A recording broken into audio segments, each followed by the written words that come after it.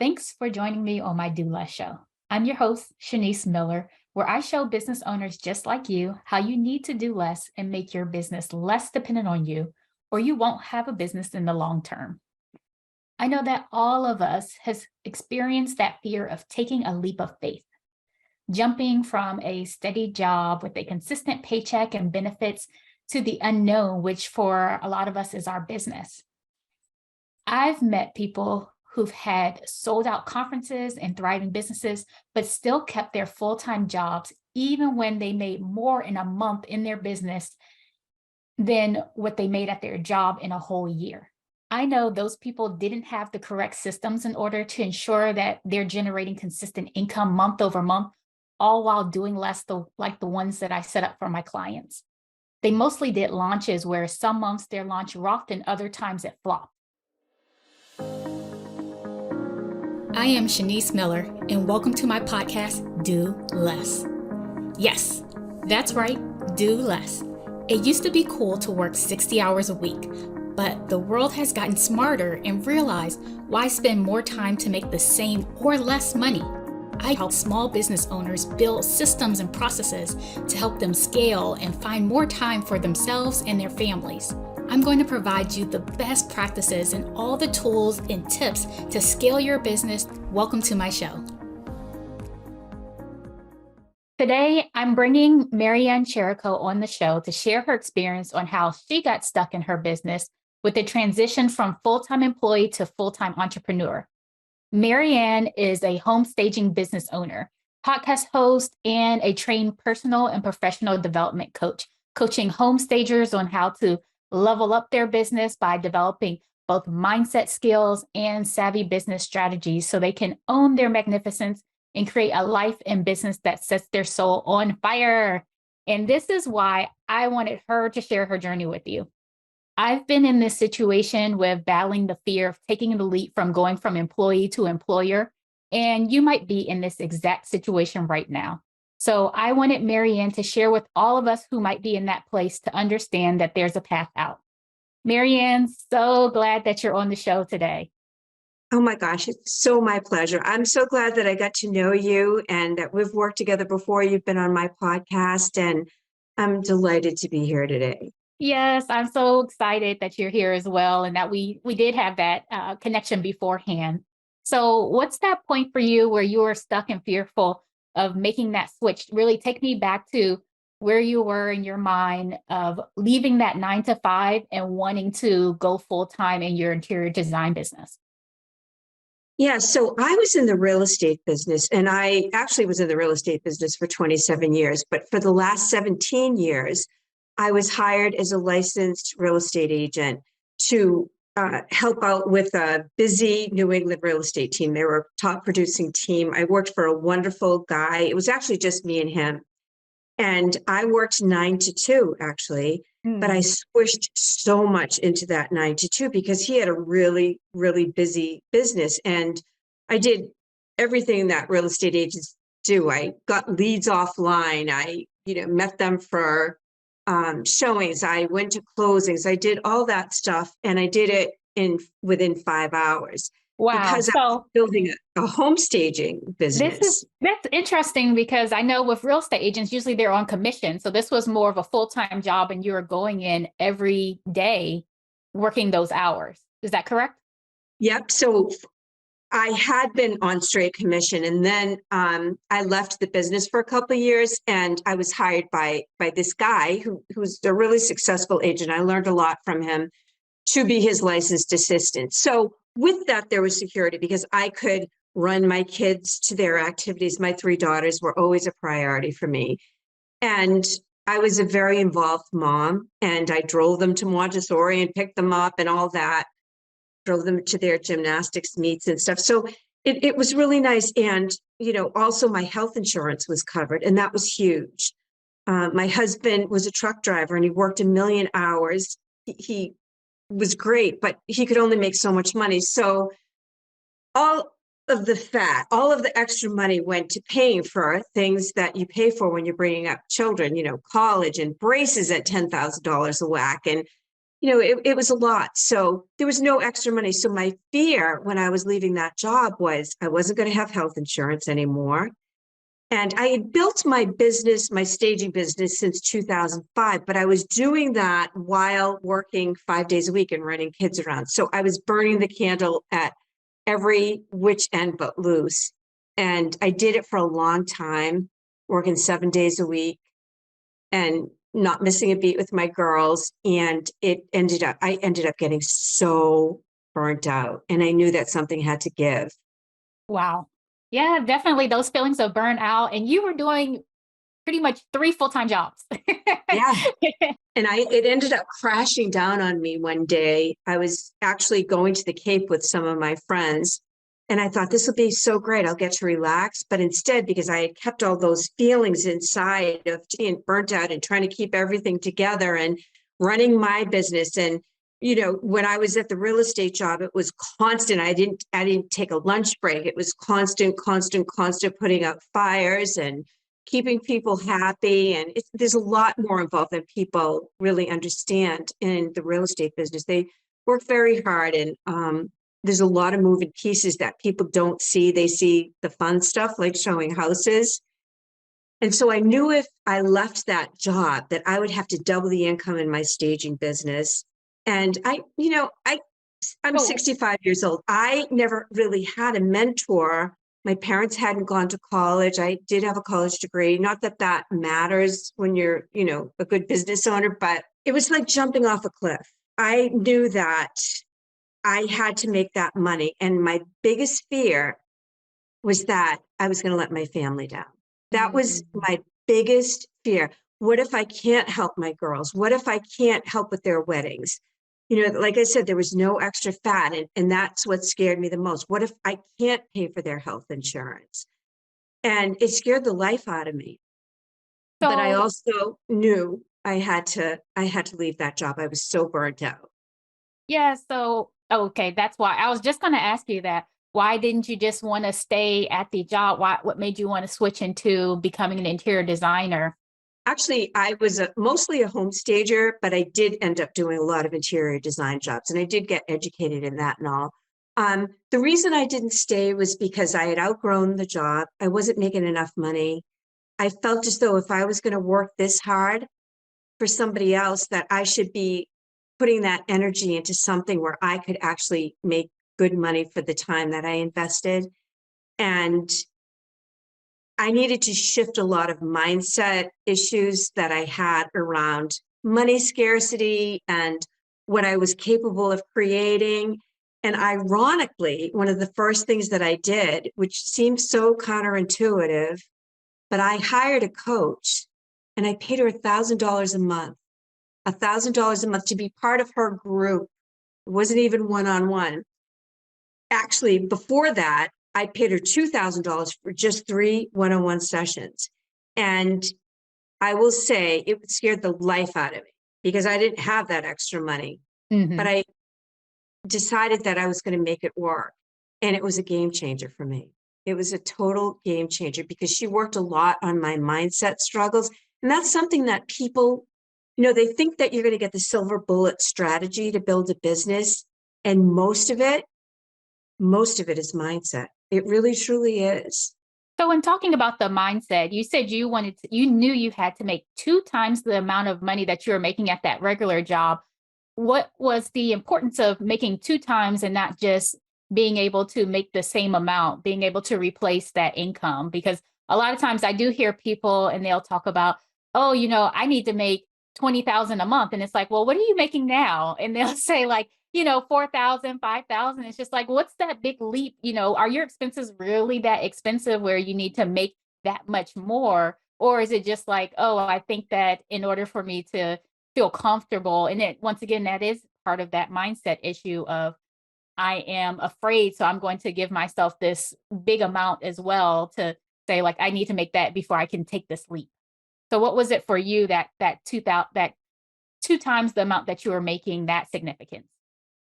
I love this question because I agree with you. I think a lot of times people buy into the rhetoric of, I got to make so much because everybody's talking about it. I got to make 6 figures. Now I got to make 7 figures and on and on. I'm really good with money, and I always budgeted money to make sure that I could have so much for food every week, so much for my bills. I always knew what they were. I knew like Jimmy sometimes was being paid once a month, but I would literally allocate what he was getting paid in his check to pay for, the mortgage and the bills and this and that, and the same with mine.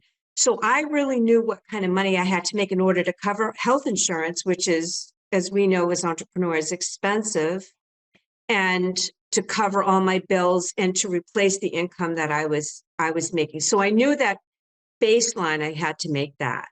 So that's why I knew that I had to double my staging income. And then after working with my coach for a couple of years, I wanted to go into coaching. And I Mm. invested a lot of money in getting my education on that as well. So I invest a lot in my growth, but I will say that it's really a game changer. I have worked with so many different coaches for different things. One of the coaches I'm working on right now is helping me with funnels and sales systems and Facebook ads. And, I just never want to stop learning. I'm learning about GPT and artificial Me intelligence and how to too. use that in your marketing. And I'm so excited. It is such a great tool. I'm glad you brought that up because I was just going in and like one of my friends have been telling me about Chat GPT for a while. And it's like, did you try it out? You can do covers, you can do images, you can do pictures, you can do whole books, you can do things. So I like looked it up. I said, okay, let me listen to what this person told me. And I looked it up one time, and that's probably also the good thing about having mentors, even if they're not paid, if you are paying them or not, they can introduce you to certain tools that you would never know of. And I said, oh my gosh, this chat GPT tool is amazing for my show notes. It, you know what? I'm going to have to start doing that because I write out all my notes, and doing a podcast is a huge investment of time. It really, truly is. And I write out my webpage, my emails, my notes, and all that. So yeah, I'm looking forward to learning more about it. Right today, what I did with Chat GPT was I am working on a headline hook for my Facebook ads, and I just put in Yes. the criteria, and they came out immediately with like Yes. 5 really cool hooks in them. And then you can kind of pick through them and you can fine tune them and keep asking questions. But it That is was my definitely a next game thing I was changer. going to use Chat GPT for, was doing some hooks for my Facebook ads and looking at what I was doing. So yes, I am so glad that they were so helpful and they are very persuasive. Yeah, it's really exciting. It's a whole new world. And, we don't want to get left behind, right? No, not at all. So just take me back. So you're in this place, you're working a lot of jobs. You have your design business, you're working at the real estate company, you hired a coach. And I'm taking it that coach is telling you that you can do this, you can transition out. How did you feel in that moment? And how long did it take you to really transition out full time after you're working with the coach mindset issues on leaving that steady, secure job with the benefits? I did a ton of inner game work on myself. I did everything she asked me to do. She was big into law of attraction, and I did so much work on the energy I was putting out, attitude of gratitude. I was journaling every day. How do I want to feel today? Some days I wanted to feel really empowered. Some days I wanted to feel confident and centered. Some days I wanted to just kind of give it up to the universe and, just let things go instead of trying to be the control freak that I am. I also journaled every day about the 6 big rocks, sometimes it was 3 big rocks. Stephen Covey's big rocks. What am I going to focus on today to move the needle in my business? Another thing I journaled about was what am I going to let go of today? And sometimes it was the stress about, Jimmy would lose hours at work that he had no control over, or my daughter had just graduated from college and didn't have a job. So I was taking on all that, because, the mom is the hub of the family. And I was like, no, I'm letting that go. It's going to be off my worry plate today because I got to focus on building my business. Because all those energetic drains have us vibrating at a lot lower levels. So, as far as the law of attraction, it's really kind of the nuggets that are important to me is what you focus on expands, and the energy that you put out, you get back. And focusing on that, and, staying positive. And, my coach helped me a lot with a lot of the mindset trauma and the money scarcity issues, and coming from a place of abundance instead of scarcity, and believing in myself. And it was really great. It was exactly what I needed. I really needed to believe in myself more. I really, truly did. And I actually love that. I'm a big advocate of the law of attraction as well. I'm also a big bottom line girl. So I'm like, I know law of attraction's not necessarily going to put that bottom line income that I need for month Yeah, after month, especially if you're stretched thin or so, um, with the amount of money that you're already making.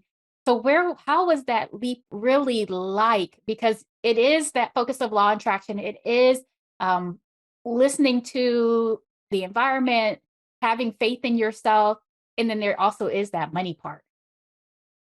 absolutely. And believe me, that was my biggest fear. My biggest fear was not being able to take care of my family. Mhm. And so what I did was I said, okay, if I'm going to make this work, I had to make a decision that I was going to make it work.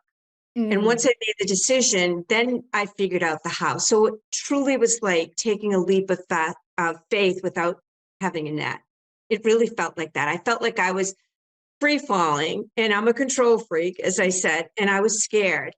And I had to decide that I had to be okay with being afraid and do it anyway. So one of the things that I did was I took out a home equity loan for $50,000 Wow. so that I had a cushion, so I Okay. wasn't panicked. And at the same time, I invested in my business. I, hired a marketing person. They did my website, all that. And I never stopped learning and implementing. Law of attraction can be fluffy, and people think that because you manifest things because of the way you're thinking and the way Mm. you're vibrating, and it's not that. You have to take action. And as a business owner, you have to take action, and sometimes things aren't going to work out. And you got to pull yourself up by the bootstraps, look at why it didn't work, evaluate it, and decide, am I going to tweak it? Am I gonna how can I make it better? But you have to stay focused to find out if things work first, because it's so easy to chase after a lot of shiny objects. And I see everybody doing that. Oh, something doesn't work, so I'll chase after another shiny object. If you want to learn how to focus in business, try doing Facebook ads, because it's all trial and error, and you're spending money, and then you have to learn from the data that you're getting. Do I change the headline? And you change one thing at a time, and it's all trial and error. And it could be very frustrating, and there's a huge learning curve, but you have to be tenacious if you want to make it work. So I know I'm going off in a little tangent here, but No, no, that was excellent. And I completely agree. I feel that same way with it.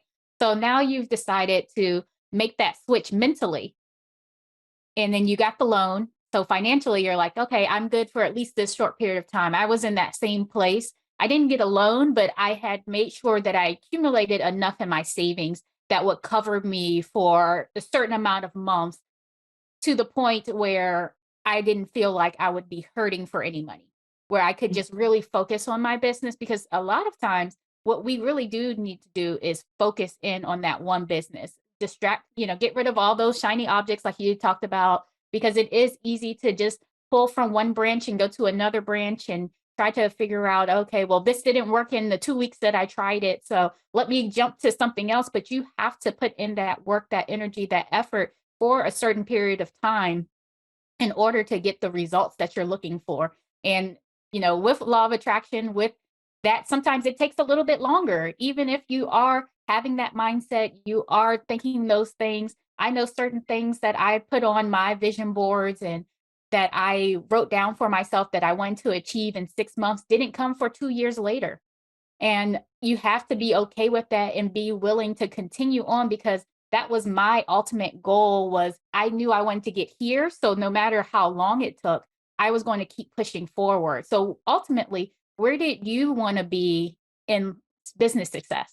Interestingly enough, I did double the income in my staging business the first year. And yeah, I know.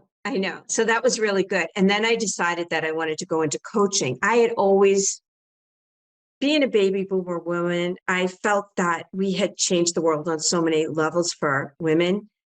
And but I felt that a lot of baby boomer women like me didn't have the role models. And my mother's amazing, and she's a role model in so many different ways, but not in a business sense. And a lot of women, I think, played small. I mean, we're still only paid what, 80 cents on a dollar or something. And I felt like I was playing small by Mm, not going after my dreams. So I wanted to help other women get paid what they were worth and play a bigger game in their life and kind of create a business that supports the life that they want and feel empowered to do that.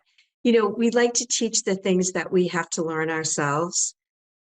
And it was such a dream of mine. It was such a mission. And so I started out by coaching baby boomer women. And then I decided that marketing wise, and because I understood the staging business, I had done all kinds of jobs, model homes and luxury homes and consults for agents and design jobs for, NFL players. And so I had done a lot of different things. And I thought, for marketing purposes and finding your niche and everything, it would be a good place for me to go. So it kind of, I still do staging. I still do staging, but I coach home stagers on how to grow their business and how to get paid what they're worth and create a business model that makes their heart sing and set boundaries and go after what they want and all that. So did that answer the question? it did.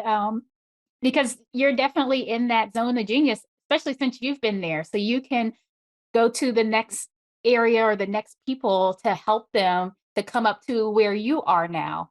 They're probably in that same place where you were before, working with a real estate office, trying to find the first footing. And I definitely think that getting that coach was what propelled you, because I know that propelled me. I mean, I invested a lot in a coach, my first coach, and I was completely naive and green, and I probably should have chose someone else and not invested so much. But it made me go, I'm already so deeply invested, I have to keep going.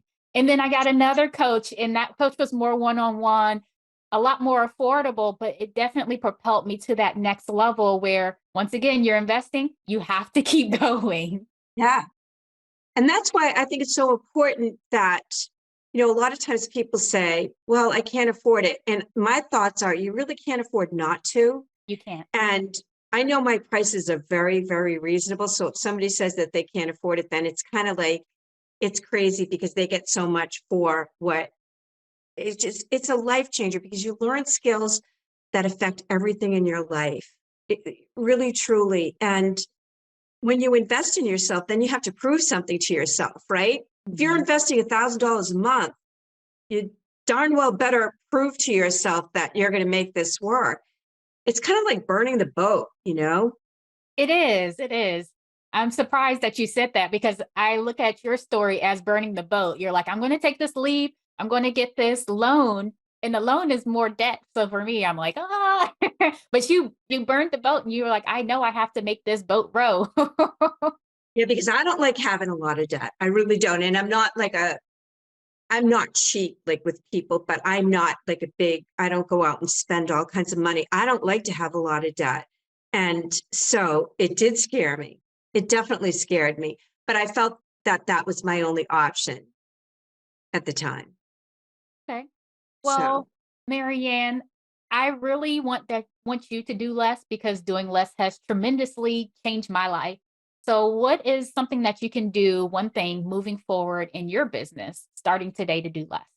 learning more about the chat GPT will help a lot because it's going to give me better ideas and it's going to help me with my marketing. And I just think it's incredible. And so I want to learn more about that so that I can, really keep fine tuning my marketing. Marketing and messaging is a big thing for me. So, I think it yeah. really will, because I know for me, it takes me a super long time to write out anything. If I'm writing out show notes, if I'm transcribing something, I'm spending hours. I literally just copied and pasted into the Chat GPT box, and it just populates immediately. So now, you're maybe doing some light editing, but it's definitely not taking half the time, and that was part of me doing less in my business, seeing that, oh, okay, there are different things that I was going to hire out, but you still have to communicate with the person back and forth, let them know what they need to do, and going back and forth in there. And I said, oh, let me try this tool. Oh, that tool is actually really good. Now you're not having to do so much checks over work, looking at someone to hire, interview that's going to do all of that, make sure that they're doing the SEO research and also making it persuasive. So it was just so much that was going to go into that. But using that Chat GPT was definitely the way that I was doing less for this particular task. And So it's free. Like, yes, you can buy the paid version, but so far I've been using the free version. I mean, I so have to, guilty. So if people want to know more about you, your fantastic coaching services and what you do, where can they find you? so you can find me on Instagram at Cherico, Cherico, Marianne, Marianne, or Facebook. I'm on Facebook as Marianne Cherico. I also have a website, www.coaching by Marianne, Marianne.com. So I'm all over the internet. And I'll put all of your links into our show notes. So thank you so much for coming on. I always love talking with you and your energy. It just makes me like feel so comfortable as well. Well, I'm glad we get to know each other. You're so lovely. You really are. And you're so good at what you do. Thank you so much. So listeners, please be sure to subscribe to the show, leave a rating and a review.